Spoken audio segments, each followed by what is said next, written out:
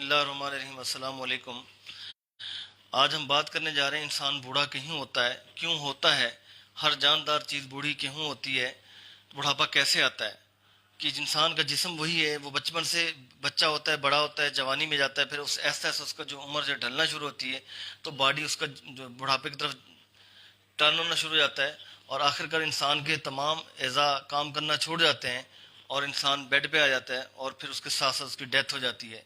تو بڑھاپا کیوں ہوتا ہے؟ اللہ نے ہمارے باڈی میں کیا سسٹم رکھا ہے؟ اس بڑھاپے کو روکا کیسے جا سکتا ہے؟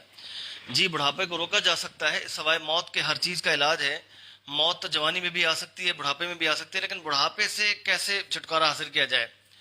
انسانی جسم کے اندر سیلز ہیں، آپ کی پوری باڈی سیلز کے سٹرکچر پہ کھڑی ہے، جیسے اینٹوں سے دیوار بنتی ہے اور اس دیوار پہ جو ہے آپ کی پوری بلڈنگ بن جاتی ہے، تو اس طرح یہ سیلز ایک دیوار کی مانند ہے، اینٹوں کی مانند ہے، اور اس طرح یہ سیلز پوری باڈی کے سٹرکچر کو بلڈ اپ کرتے ہیں۔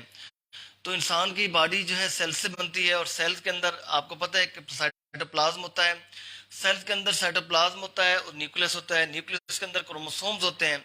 کروموسوم جو ہوتے ہیں یہ وہ ہے جینیٹک مٹیریل جو ٹرانسفر ہوتا ہے نسل در نسل، اور 46 ہر سیلز کے اندر کروموسومز ہوتے ہیں، اور کروموسومز ڈیوائڈ ہوتے ہیں تو آپ کا سیل ڈیوائڈ ہوتا ہے۔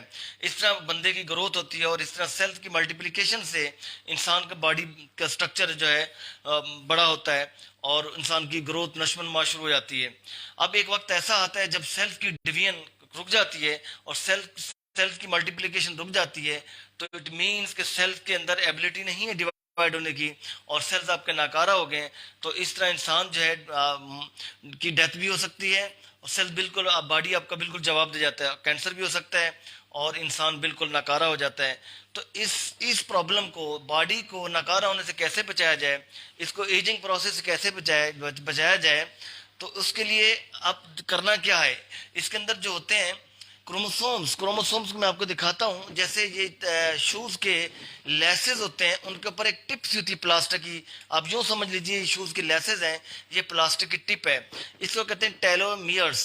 کیا کہتے ہیں؟ ٹیلومیئرز۔ اب یہ ٹپ ہے، اب یہ سیل ہر کروموسوم کے اوپر ٹپ ہے، تو سیل ڈیوائڈ ہوں گے تو یہ ٹپ چھوٹی ہوتی جائے گی، اور ایک وقت ایسا آئے گا یہ ٹپ جو ہے اتنی چھوٹی ہو جائے گی کہ سیلز کی، کروموسومز کی ملٹیپلیکیشن سٹاپ ہو جائے گی۔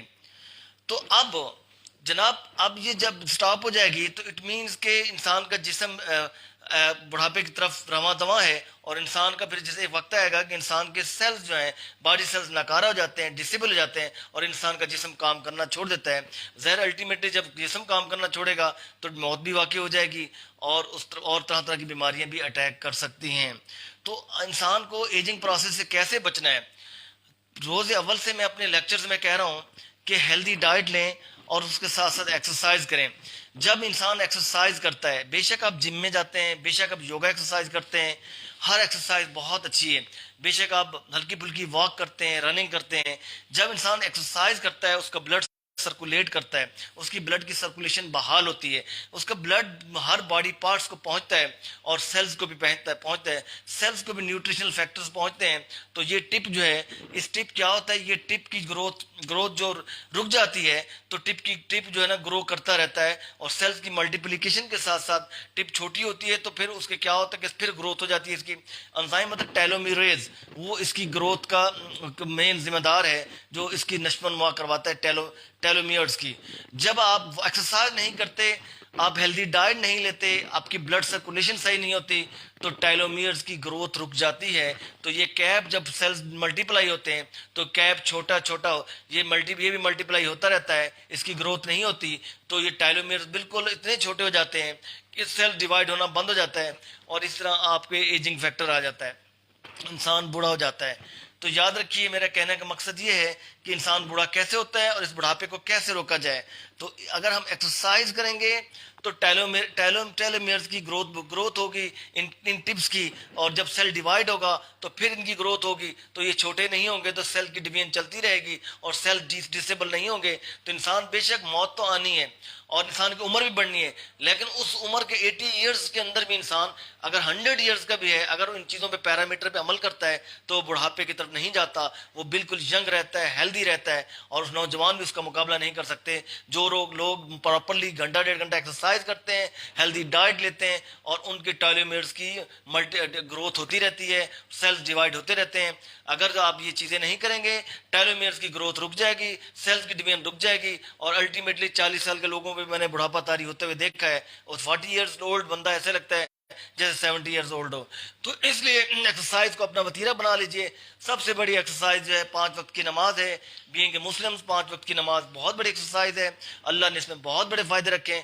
5 وقت کی نماز خوش و خضوع سے پڑھیں، تمام رکعتیں ادا کیجئے، اور اس کے ساتھ ساتھ باقی بھی ایکسرسائز کریں، ہیلدی ڈائٹ لیں، اور اپنے کروموسومز کی جو ٹپ ہے اوپر ٹیلومیئرز ہیں، اور اس کی گروتھ کو بڑھائیے۔ جب اس کی گروتھ بڑھے گی، جب کروموسومز ڈیوائڈ ہوں گے تو یہ ٹپ بھی ڈیوائڈ ہوگی، اسے ٹیلومیئرز کہتے ہیں، اور پھر ساتھ ساتھ اس کی گروتھ ہوتی رہے گی، تو سیلز کی ڈویژن کا پروسیس چلتا رہے گا، تو آپ ایجنگ پروسیس سے بچ جائیں گے۔ یہ آج کا ایک خاص ٹاپک تھا، یہ سنیے، سنائیے، شیئر کیجئے۔ میرا یوٹیوب چینل ہے ڈائنامک ہیلتھ ود ڈاکٹر جی اے، اس کو لائک کیجئے، فالو کیجئے، شیئر کیجئے۔ فیس بک پہ میرا ڈائنامک ہیلتھ ود ڈاکٹر جی اے کے نام سے پیج ہے، اس کو لائک کریں، شیئر کریں، اور اس پیج کو فالو کریں۔ یہ ایسی اچھی معلومات ہیں کہ جو کہ میرے علم میں بھی اضافہ ہوتا ہے، اور مجھے بھی ظاہر اسٹڈی کرنی ہوتی ہے، پڑھنا ہوتا ہے، بے شک میری فیلڈ ہے، لیکن اس کے نالج کے بغیر تو انسان کچھ نہیں کہہ سکتا۔ بغیر ایسے تو نہیں ہے کہ اٹھ کے بیٹھ کے لیکچر دینا شروع کر دیں، کل کوئی شخص سوال بھی کر سکتا ہے آپ سے کہ آپ نے یہ کیسے کہا۔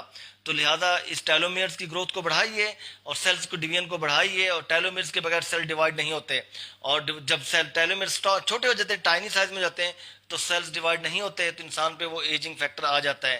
تو ہیلدی ڈائٹ لیں، ایکسرسائز کریں، اور اپنے ٹیلومیئرز کی گروتھ کو بڑھائیں، اور اپنی ایجنگ پروسیس کو روکیں۔ اجازت دیجیے، اللہ حافظ۔